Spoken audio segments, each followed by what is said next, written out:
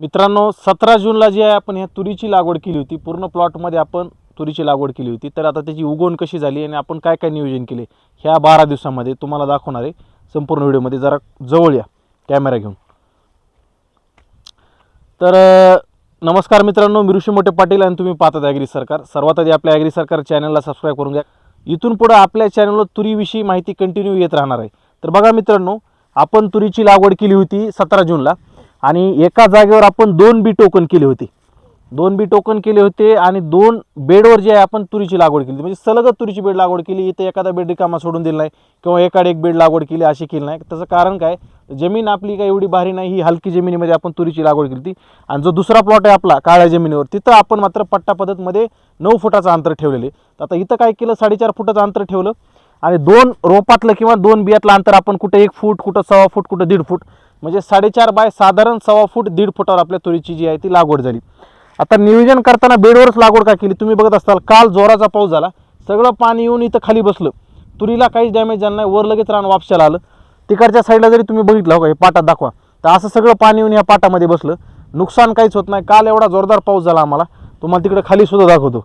अहो इकडे खाली घे, खाली सुद्धा सगळं पाणी असं सरीमधून खाली उतरलं आणि खाली जाऊन तिकडे बसलं। तर ह्याचा फायदा हा होतो की तुरीला बरं का मित्रांनो, जास्त पाऊस काय जमत नाही। ह्या तुरीमध्ये मर रोगाची समस्या खूप मोठ्या प्रमाणात असते, म्हणजे फ्युजरिंग विल्ट, आणि ह्याच्यावर तुम्ही ड्रिचिंग म्हणा, बुरशीनाशक म्हणा, एवढे प्रभावी काम करत नाही। त्यामुळे तुरीला जर हवा खिळती चांगली राहिली तर मर रोग हा कमी येतो। त्यामुळे आपण बेडवरच तुरीची लागवड करतो, उत्पादन सुद्धा चांगलं मिळतं, फुटवा सुद्धा चांगला मिळतो।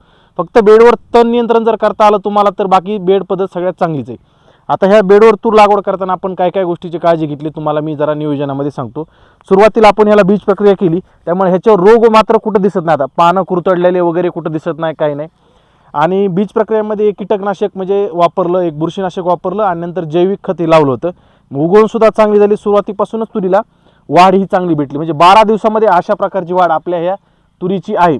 त्यावेळेस सुद्धा मला बरेच जण म्हणले की एका जागेवर 2 बी का टाकायचे, सिंगल बी का जमत नाही। तर मित्रांनो, 2 बी टाकण्याचा आपला दुहेरी फायदा हा होतो की बाय चान्स आपल्याला उद्याच्या किडीने वगैरे जर एखादं रोप खाल्लं किंवा सुरुवातीच्या 30 दिवसाच्या आतमध्ये एखादं रोप कुंजून जातं, मरून जातं, मग अशा वेळेस 2 रोप लावणं आपल्याला फायदेशीर ठरतं। आणि तुम्ही मध्ये अंतर किती ठेवलं, अजून नसेल लागवड केली तरी करा। आता BDN 711 ह्या वाणाची निवड आम्ही ह्या वर्षी का केली, हा प्रश्न बऱ्याच जणांनी विचारला की तुमच्याकडे पांढऱ्या तुरीची विक्री वगैरे होती का। तर मित्रांनो, आमच्या मराठवाड्यामध्ये आमचा धाराशिव जिल्हा होतो, मग हा बीड जिल्हा असेल, इकडे सरासपणे पांढरी तूर चलते। लाल तूर तुमची विदर्भामध्ये असेल किंवा त्या कर्नाटकच्या साईडला पश्चिम महाराष्ट्रामध्ये लाल तूर वगैरे चलती। तर पांढऱ्या तुरीमध्ये सगळ्यात लवकर येणारं वाण हे BDN 711चे। त्याला पाऊस काळ ही कमी लागतो, 150 दिवसामध्ये येतं, म्हणजे तुम्ही कोरडवाहू बागायती जमिनीमध्ये लागवड करू शकतात। अशा प्रकारची मध्यम जमीन असेल तरी सुद्धा जमल आणि भारी जमीन असेल तरी सुद्धा जमणार आहे। त्यामुळे मित्रांनो, आपण BDN 711 ह्या वाणाची निवड ह्या वर्षी केलेली आहे। असं नियोजन आपण केले। आता तण नियंत्रण काय केले, तर काल काय केलं आपण, सायकल डुबो जे आहे ते चलिले ह्या दोन्ही बागलाला। तुम्हाला मी एक उद्या व्हिडिओ दाखवला, त्याच्यामध्ये लक्षात येईल तुम्हाला की तणाचं नियंत्रण करताना काय केलं, ह्या बागलाला एक सायकल डुबो चलिलं आणि इकडून एक चलिलं, त्यामुळे तण बऱ्यापैकी ह्या भोतावरचं मेलं, तूर आपली मोकळी झाली। 12 दिवसाच्या तुरीला तणनाशक कुठलं शिफारस नाही, आपल्याला कमीत कमी 20 दिवस होऊन द्यावं लागतं। त्याच्यानंतर तुम्ही इमेजाथायपर 10% असेल याची फवारणी घेऊ शकतात। आणि जर तुमची सोयाबीन तूर असेल तर तुम्ही त्याच्यामध्ये BSFचं ODC हे वापरू शकतात। असे 2-3 पर्याय आहेत, किंवा जर गवत वर्गीय तण असेल तर तुम्ही क्युझोलिपॉप इथेल, हे 3 पर्याय आहेत, त्यापैकी तुम्ही कुठला एक पर्याय तुरीमध्ये तणनाशकाचा वापर करू शकतात। आता खत व्यवस्थापन बऱ्याच जणांना बेडवर करता येत नाही, बेडवर खत कसं टाकायचं हा प्रश्न पडतो। तर आम्ही कसं टाकणार बघा, जे आपण टोकन मशीन आहे सोयाबीन टोकायचं वगैरे म्हणा, तर त्याच बियाच्या टोकन मशीनच खत टाकणार आहे, त्यांनी खत सुद्धा पडतं आणि काही जास्त पडत नाही, त्यामुळे आपल्या तुरीला सुद्धा होतं। नाही तर दुसरा काय, तुमच्याकडे मोगा असेल बैलाच्या साहाय्याने, त्या मोग्याने खत पेरणी करा। नाही तर तिसरा पर्याय सगळा सोपा, काही जरी तुमच्याकडे उपलब्ध नसेल, पडत्या पावसामध्ये खत टाकायचं, लगेच चिटकून जातं आणि आपल्याला लागू होतं। अशा 2-3 पद्धतीमध्ये तुम्ही बेडवर खत व्यवस्थापन करू शकतात।